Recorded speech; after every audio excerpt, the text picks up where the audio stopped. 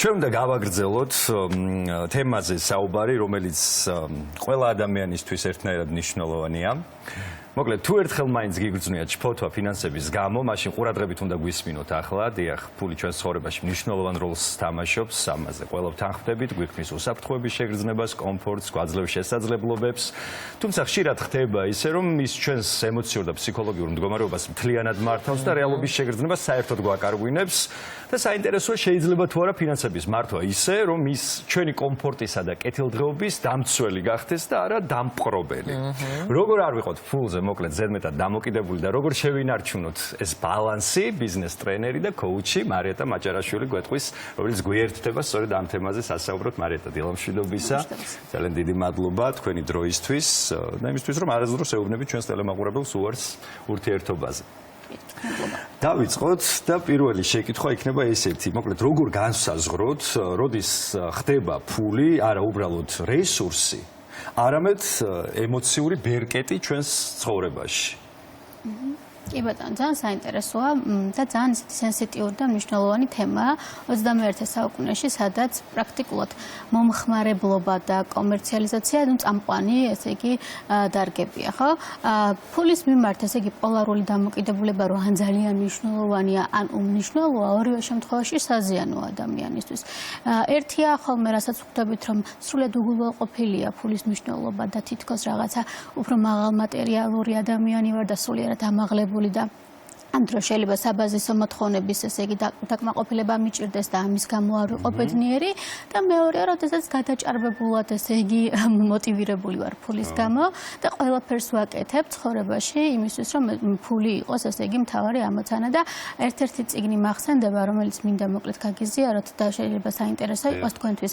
მომაკვდავ ადამიანთან 5 სინანული, ერთ-ერთი მნიშვნელოვანი სინანული აქ არის ესეთი, რომ არ უნდა მემუშავა იმდენი და არ უნდა ყოფილიყავი მატერიალურ, ესე იგი, ღირებულებებზე ისეთი ორიენტირებული, როგორიც ვიყავი და შეიძლება სხვა რაღაცებისთვის დამეთმო დრო. მოკლედ, ესეთი იაპონური მიდგომა არსებობს, რაზეც მინდა რომ თქვენ ყურადღება გავამახვილო, რომელიც გვეუბნება ესეთ რამეს, რომ დაუსვით თქვენ თავს შეკითხვა, რამდენ ოთახიან ბინაში ცხოვრობთ. რაც გულისხმობს იმას, რომ თქვენი ცხოვრება არის დაახლოებით ბინა, რომელსაც აქვს სხვადასხვა ოთახები და უფრო საინტერესოა, ესე იგი, და უფრო მრავალფეროვანია და ბედნიერების შეგრძნებაც უფრო მეტად მოდის ადამიანთან, როდესაც ბევრი ოთახია მის ცხოვრებაში. ანუ ერთ-ერთი მნიშვნელოვანი ოთახი, რა თქმა უნდა, ფული და ფინანსებია ადამიანის ცხოვრებაში, მაგრამ სხვა ოთახები და სხვა ასპექტები ცხოვრების, ესე რომ ვთქვათ, მაგალითად მეგობრები, ოჯახი, დასვენება, ჯანმრთელობა, ასევე ძალიან მნიშვნელოვანია. აი, თქვენ შეკითხვას რომ დავუბრუნდეთ და უფრო კონკრეტული პასუხი გავგცეთ, მე მქონია ასეთი შემთხვევები, როდესაც ვეკითხები ადამიანს, რომ რისთვის მუშაობ ამდენს, ან რატომ გინდა ამდენი ფული, პასუხი არა აქვს ამას. ანუ სერიოზულად არ დაუსვამ საკუთარ თავისთვის ეს შეკითხვა და უბრალოდ თვითმიზანია მისთვის ეს ფული და არა რესურსი, რომელიც შემდეგ პირობითად დასასვენებლად გამოიყენებს რაღაცას შეიძენს საყვარელად. მიზნები გამიჯნული და დასახული არა. კი ბატონო, უბრალოდ თვითმიზანი აქვს ესეთი, რომ უნდა ვიშოვნო ბევრი ფული, ან პირობითად ფული არის ყველაზე მნიშვნელოვანი, ან ერთადერთი მნიშვნელოვანი ასპექტი ცხოვრებაში. იმიტომ რომ რაღაცნაირად ალბათ ადამიანები ფიქრობენ, რომ წარმატების ესე ვთქვათ, პასუხი არის სწორედაც, რომ ძალიან მყარი ფინანსური მდგომარეობა და თქვენ რომ ახსენეთ მომაკვდავი ადამიანების სინანულიო, გამახსენდა პირველი ძალიან წარმატებული ადამიანი სტივ ჯობსი, რომელიც ზუსტადაც ძალიან დიდი, ესე ვთქვათ, პარაგრაფი მიუძღვნა იმას, რომ ეს არაფრად უღირდა რა გზასაც დაუთმო მთელი მისი ცხოვრება, რაღაცა მარტივ, ოჯახურ რაღაცეებში უფრო მეტი ბედნიერება იყო, ვიდრე იმაში, რაც საბოლოო ჯამში მან მიიღო, ხო? ალბათ ეს ჯანსაღი დამოკიდებულება, ესე დავარქვათ, ხო, ფინანსებთან მოდის ბავშვობიდან, ხო? ალბათ როგორ ჩნდება ბავშვში, მოზარდში ეს ფაქტორი და რა მნიშვნელობას ატარებს? ეს ალბათ მშობლები გადასცემენ, ხო, ავტომატურად. რა იქნებოდა ყველაზე ჯანსაღი აღქმა მოზარდისთვისაც და უკვე დასრულისთვისაც, ვისაც არ უფიქრია ბევრი და უბრალოდ მოყვება ეს მემკვიდრულად კონკრეტული მესიჯი, ან ნეგატიური, ან პირიქით, ამაზე ძალიან, ესე ვთქვათ, ჩამობრაუჭებული. რა იქნებოდა ჯანსაღი ვერსია, ასე ვთქვათ, მიწოდებისა, რომ ეს ფინანსური ნაწილი რა როლს უნდა თამაშობდეს ადამიანის ცხოვრებაში. კი ბატონო, ნამდვილად ესეა, რომ აღზრდისგან მომდინარეობს, თუმცა მარტო მშობლებზე ვერ ვიტყოდი, რომ შეიძლება მშობლებისგან იყოს ეს ნაკარნახევი, ეს უფრო არის ხოლმე საზოგადოებისგან ნაკარნახევი, დაკვეთა, რომელიც შეიძლება ესე პირდაპირ მესიჯად არ გახსოვდეს ადამიანს, მაგრამ მოყვება ლაიტმოტივად, ხო? მაგალითად, მე მომყვება ესეთი ფრაზა, რომელსაც მე ძალიან ბევრი ვიმუშავე, ძალიან გულწრფელად რა გითხრათ, რომ ფული არის ხელის ჭუჭყი. სინამდვილეში ესე არ არის, ხო? ფული არის საშუალება, რომელიც ძალიან ბევრ რაღაცასთან მარტივად მიგიყვანს. და ამაზე მართლა ყველას ახსოვს ბავშვებიდან. კი, ოღონ ზოგში ძალიან ჩაიბეჭდა შეიძლება, ზოგში ისე უბრალოდ რაღაც კოდურ სიტყვად ჩარჩა ძალიან ბევრის გონებაში და მეხსიერებაში. და განსაზღვრავს ესე იგი ძალიან ბევრი ადამიანის ქმედება. მაგალითად რაში შეიძლება ვლინდებოდეს მაგალითად, კი ბატონო, მაგალითად შეიძლება იყოს შემდგარი პროფესიონალი ადამიანი, ძალიან მაღალი ხარისხის, ესე იგი, პროფესიონალი, საქმიანობაც ესე იგი ძალიან კარგი დაწყობილი, მაგრამ კონდეს სრულად ფინანსური პრობლემები. აი თქვენ რაც თქვით, ხო? ეხლა თითქოს გამსაზღვრელია და პირიქით არის ამ დროს პარადოქსია, ხო?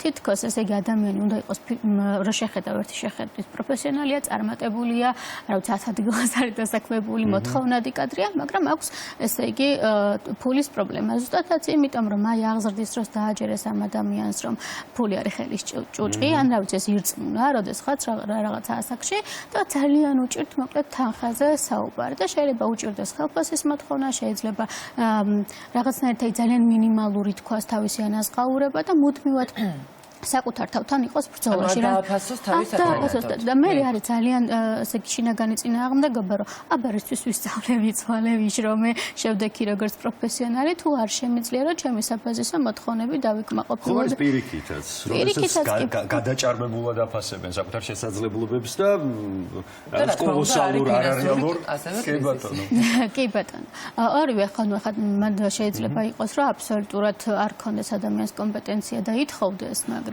მოკლედ როგორც ერთია პრობლემა, ისე მეორეა პრობლემა. მაგას მოდით ჯანსაღ დამოკიდებულებამ და სადაც არის რომ ესე იგი ერთადერთი განსაზღვრელი ჩემი ცხოვრების ხარისხის და ბედნიერების არ არის ფული და რაღაცნაირად აი სხვათა შორის ეს მე არც დიდი ხნის წინ ვისწავლე რომ ეს ერთ მშვენიერ დღესაც დავჯექი და დავთვალე რა არის ის თანხა პირადად მარიეტასთვის, რა დროსაც ანუ არ არის ხლა საბაზისო მინიმუმზე საუბარი, რომ რაღაცნაირად ხანჭამოს აღარ არის ხუმრობით რა თქმა უნდა. როცა კარგად არის, ანუ ნორმალურად არის, დავთვალე ის თანხა და მივხვდი, რომ ესე იგი ჩემი შემოსავალი იმ თანხას აღემატება, ეს ნიშნავს, რომ რაღაცნაირად შემიძლია, რომ თავისუფლად არ ვიყო ძალიან მოჭიმული, ხო? ფული მექნება მოიხსნა. ეს საკუთარ თავში ვიპოვე, მოკლედ ესეთი არსებობს ეს რა თქმა უნდა მეთოდოლოგია მე ველოსპედია რა მომიჩენია, მაგრამ საკუთარ თავს ვაპოვნინე, მოკლედ ამ შემთხვევაში, როცა დავჯექი და დავთვალე და ვთქვი, რომ რა არის ის თანხა, რაც მოკლედ მე მჭირდება იმისთვის, რომ ეს თვის განმავლობაში, რომ ღირსეულად ვიცხოვრო, ხო, რაც უფრო მეტია, მით უკეთესი, რა თქმა უნდა, მაგრამ რაც უფრო მეტია, მით უკეთესი არ უნდა დამიჯდეს მე მენტალურ და ფიზიკურ ჯანმრთელობად. იმიტომ რომ ხშირად ეგრეც გვემართება ხოლმე ადამიანებს, რომ იმდენად ესე იგი მოცულები ვართ ამ ფულით ან რაღაცა მატერიალური სურვილებით, რომ გვაუწყდება, რომ ამ დროს, როდესაც ამ დროს შეიძლება გამოჩნდეს ჩვენ სისხლის ანალიზში რაღაცა პრობლემები და სულ დაგვაუწყოს და გააუფერულოს აბსოლუტურად ის ფინანსური წარმატება, რაც რისთვისაც თავი გადავდეთ და პრაქტიკულად აი რა პრაქტიკები არსებობს ამისთვის? აი თქვენ თქვით, რომ მე დავჯექი ერთ დღეს, დავთვალე თუ რამდენი მჭირდება ღირსეული ცხოვრებისთვის და ეს აღმოჩნდა სრულიად საკმარისი. აი დათვლა მხოლოდ საკმარისი. დანახვა მეგონი, ხო? აი ამის დანახვა. ვიზუალიზაცია ძალიან მნიშვნელოვანია, რომ მოკლედ მიხვდა რამდენი გჭირდება იმის რომ ღირსეულად იცხოვრო და მეორე რაც არის ძალიან მნიშვნელოვანი, მოკლედ რაც ხშირად ეშლებათ ხოლმე ადამიანებს არის, მოკლედ დანაზოგი რო კარგია ყველამ ვიცით, მაგრამ დანაზოგის სწორად მართვაც და რატო არის მნიშვნელოვანი? იმიტომ არის მნიშვნელოვანი, რომ აი პირადად მე როდესაც ვიცი რომ რაღაც კონკრეტული ძალიან შეიძლება სიმბოლური თანხა მაქვს დანაზოგში, რაღაცნაირად ესეც სიმშვიდეს უმატებს, ხო, სტაბილურობის შეგნებას მატებს, რომ ყველაფერი გაჩერდეს, რაღაცნაირად შემიძლია რომ ვიყო მყარ. ამისთვის არსებობს სხვადასხვა გზები. შავი დღისთვის არსებობს არა ჩვეულებრივი იყო ყულაბა ამის შესაძლებლობა და საშუალება, სადაც ადამიანი ინახავდა. ახლა და დანაზოგის შემთხვევაშიც მე ძალიან მადლიერი ვარ ერთ-ერთი ფინანსური ორგანიზაციის რომელმაც განათლება მომცა ადამიანებს აქვთ არასწორი წარმოდგენა რომ მოკლედ ძალიან დიდი თანხა უნდა დაზოგონ და ეს იმდენად დიდი წნეხი ხდება მე ადამიანისთვის რომ გბეზრდება 3 თვე გაგძლივს მოკლედ როგორღაც დააზოგო და მე უკვე აღარ გინდა იმიტომ რომ იმაზე მეტის დაზოგვა და იწყე ვიდრე სინამდვილეში შეგეძლო და გვეუბნები დანაზოგის გამოკლებაც გიწევს სადღაც უკვე წამოვება კი გამოსაგვა და მართლა რაღაცა შავი დღის პრინციპით მიდიხარ მაგ შემთხვევაში იმიტომ რომ იმაზე ადრე დააყენე შავი დღე ვიდრე სინამდვილეში დადგება მარიეტა მას შემდეგ რაც ადამიანი ხდება სრულწლოვანი ჩდება ტერმინი ფინანსური დამოუკიდებლობა შეიძლება თუ არა მაგალითად აი ეს ფინანსური დამოუკიდებლობა მივახციოთ მხოლოდ მაღალი შემოსავლით თუ საშუალო დაბალი რაღაც გარკვეული თანხა რაც ჩვენ ვერგო ამითაც შესაძლებელი იყოს და ეს განცდა ფინანსური დამოუკიდებლობისა კი ბატონო ფინანსურ დამოუკიდებლობას რაზე საუბრობს ახლა ვიღაცისთვის რაღაც შეიძლება X თანხა იყოს და ვიღაცისთვის სხვა თანხა იყოს რა თქმა უნდა გააჩნია ადამიანის ესე იგი მოთხოვნებს და საჭიროებებს მაგრამ ფინანსური დამოუკიდებლობა ჩემთვის ჟღერს ესე რომ არ უნდა იყოს ერთ შემოსავალზე დამოკიდებული როგორც კი ხარ ერთ შემოსავალზე დამოკიდებული მაშინ ვეხარ დამოკიდებული და აღარ ხარ დამოუკიდებელი ხო ამიტომ გვირჩევენ ესეთ რაღაცას რომ რაღაცნაირად მოვახდინოთ ამისი დივერსიფიცირება და სხვადასხვანაირი შემოსავლები გქონდეს ეს შეიძლება იყოს პროექტული შეიძლება იყოს ხელფასის სახით და ასე შემდეგ არსებობს ინვესტირების ძალიან ბევრი საშუალება ხო მცირე თანხითაც რო შეგვიძლია ინვესტირება და იქიდან უკუგება მოგწეს მერე ფინანსური დამოუკიდებლობა ჩემი აზრით ზუსტად მაგას გულისხმობს რომ რაღაცნაირად იყო გქონდეს დივერსიფიცირებული შემოსავლები და ამავდროულად ინვესტიციის და დაზოგვის შესაძლებლობაც გქონდეს კულტურა გქონდეს მაგის იმიტომ რომ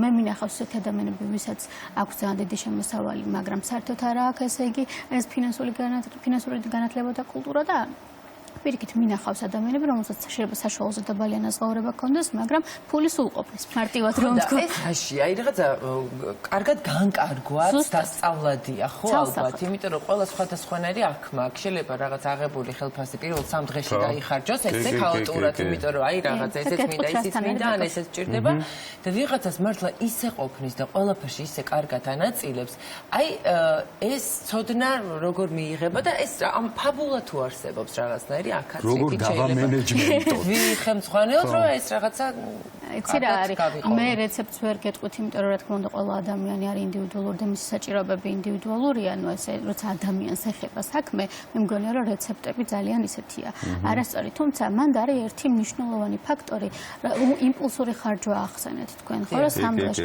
აი ეს იმპულსური ხარჯვაც რასთან არის დაკავშირებული ხო მოკლედ მე იმდენი ვიშრომე შეიძლება იმაზე მეტი ვიშრომე ვიდრე მე ფიზიკურად ემოციურად ამის რესურსი მქონდეს და ხელოვნური ბედნიერებები მჭირდებოდეს რომ რაღაცნაირად დავიკმაყოფილო ეს რაღაცნაირად თითქოს კარგი გაგოვარ და მე ეს დავიმსახურე და მოდი ახლა ყველაფერს ვიყიდე და არაფერზე არას არ ვატყვი საკუთარ თავს პრაქტიკულად ეგ არის რაღაცნაირად მავნეჩვევა იმიტომ რომ შეიძლება მართლა X თანხაც არ გიყოს, Y თანხაც არ გიყოს და არაფერი არ გიყოს, მოკლედ ვერ მოახერხვა ადამიანმა, რომ სწორად აი მართლა ჯანსაღად მიურგია ამ ფინანსებს და აი ერთი სხვადასხვა აი შოპაჰოლიკობა არსებობს ახლა გამახსენდა ესეთი ჩვეულებრივად დამოკიდებულებად განიხილება და რომ ეკითხებიან ადამიანებს რატომ არის სტრესთან გამკლავების ერთ-ერთი საშუალება და სულ ერთია რას იყიდეს ამ შემთხვევაში მართლა მნიშვნელობა არ აქვს რას იყიდეს იმიტომ რომ აი ეს რაღაცა ტერმინალზე ბარათის გატარების ხმა უკვე ბედნიერს ხმის ამ ადამიანს და ახლა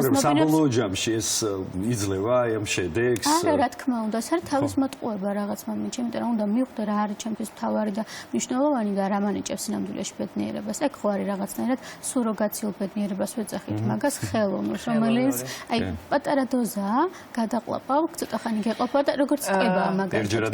ერთჯერადი ეფექტი აქვს კი ბატონო. ფინალისკენ რა მინდა იცით ვიკითხო, ჩვენ დამოკიდებულება, ასე ვთქვათ, რომ რაღაც ფსიქოლოგიურად, ემოციურად ხარ დამოკიდებული. თქვენ ახსენეთ, მე მგონი იაპონური მიდგომა, ასე ვთქვათ, რომ ასე ვთქვათ, თუ მხოლოდ ფინანსებზე ხარ დამოკიდებული, რაღაც ერთ პატარა ოთახში ცხოვრობ. აი დანარჩენ ოთახებში რამ შეიძლება იცხოვროს, რომ ეს დამოკიდებულება ჩაიხსნას, რომ რაღაც მეტი სივრცე ქონდეს ადამიანს საკუთარ თავშიც და შესაბამისად დამოკიდებულების განაწესეთ დაკიდებულობისგან მოდი ესე ვიტყვი. და კარგ შემთხვევაში რამდენ ოთახიანი უნდა იყოს ეს სახლი, სადაც ამასთან დაკავშირებით გონებაში ეს ამასთან დაკავშირებით ვიტყვი, რომ ფლომასტერის YouTube არხზე გვაქვს არაჩვეულებრივი ვიდეო ამ თემაზე და თუ იმას ექნება სურვილი შეუძლია რომ ნახოს. მაგრამ მანამდე ვიტყვი, რომ რა თქმა უნდა ცხოვრების სხვადასხვა ასპექტები, რომელიც განსაზღვრავს ადამიანის კეთილდღეობას. ეს შეიძლება იყოს საყვარელი ადამიანები, მეგობრები, აი ის წიგნი, რომელიც დასაწყისში ვახსენეთ, ერთ-ერთი რაც წერი არის, რომ ნეტა უფრო მეტი დრო მქონოდა საყვარელ ადამიანთან ურთიერთობისთვის, მაგალითად მეგობრებისთვის და ასე შემდეგ. ჰობი, ჯანმრთელობაც არის ძალიან მნიშვნელოვანი, იმიტომ რომ ამათ გარეშე შეიძლება აღმოჩნდეს დადგეს წამი. მოკლედ ერთმა ჩემმა მენტორმა ერთხელ მითხრა რაღაცაზე ზუსტად აი ამ მონაზღაურებაზე ცოტა წუწუნებდი ასე თქვა და მითხრა ესეთი რაღაცა რომ აი ხა 5 წუთში შენ ტელეფონი დარეკავს ისეთი ზარი შემოვა რომ მიხვდები რომ ის პრობლემები რაზეც აქამდე წუწუნებდი პრაქტიკულად არის აბსოლუტურად რაღაც მოგონილი და ხელოვნური იმიტომ რომ შეიძლება რაღაცა ისეთი მოხდეს ცხოვრებაში და შენს ჯანმრთელობას ეხებოდეს რომელიც გააუფერულებს მოკლედ იმ ფინანსურ დამოკიდებულებას რა ოთახები უნდა იყოს და ადამიანის ცხოვრებაში რაც ბედნიერებას მოუტანს ის ოთახები უნდა იყოს. და ნუ ახლა ამ შემთხვევაში ალბათ პრო ზოგადია სხვა. ეს ოთახები ყველასთვის განსხვავებულია. რა თქმა უნდა, მაგრამ აი როგორც ერთ ოთახი, აი პირდაპირ პრაქტიკული იმით რა შეხედოთ, როგორც ერთ ოთახიან ბინაში ცხოვრება არის ცოტათი დისკომფორტი, ხო? ისევეა მარტო ფინანსებზე დამოკიდებულება დისკომფორტი და მარიეტა, ძალიან დიდი მადლობა. მადლობა. არაერთხელ დაგპატიჟებთ და იმედია რომ თქვენს არ გვეტყვით უარს ჩვენთან კომუნიკაციაზე და ხო არ ვიცი, ხო, ფული ნამდვილად ძალიან მნიშვნელოვანია თითოეული ადამიანის ცხოვრებაში, მაგრამ სწორედ ამაზე გვინდა და მნიშვნელოვანი აქცენტების გაკეთება, რომ არ არის მხოლოდ ფინანსები ჩვენი ცხოვრება, თავისთავად ცხადია. შეიძლება ადამიანს კომფორტი შეუქმნას ასე ვთქვათ. თავისთავად. კიდევ ერთხელ უღრმესი მადლობა და